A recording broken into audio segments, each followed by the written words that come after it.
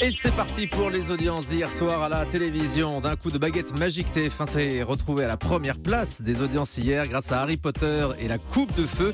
C'était le 4e épisode de la saga, me semble-t-il, avec 3 500 000 téléspectateurs au rendez-vous, 22% de part d'audience. Sur la deuxième marche, on trouve France 3 avec le Festival interceltique de Lorient. C'était le grand spectacle présenté par Cyril Ferraud, qui était venu à nous le présenter en avant-première vendredi matin dans cette émission. C'est toujours un beau score, été après été, 2 100 000 téléspectateurs. France 3 arrive à 13% de part d'audience pour ce grand spectacle des musiques celtes.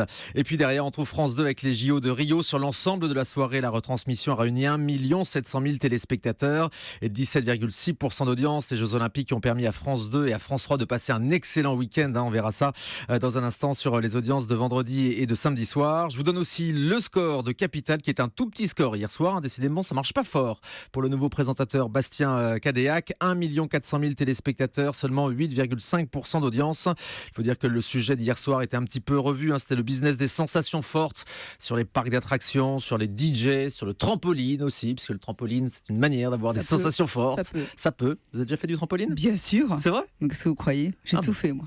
Oui, j'en doute pas.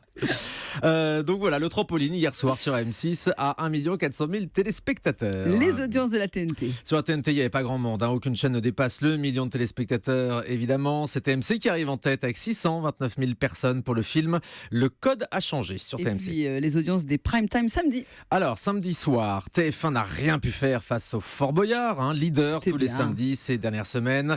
C'est vrai que c'était bien avec Olivier Mine qui a rassemblé 2 600 000 personnes, 17% de part d'audience. Encore donc un très bon score en plein milieu de l'été. La série de TF1 Forever doit se contenter de 2 millions de fidèles en moyenne pour les 2 premiers épisodes, moins de 13% d'audience.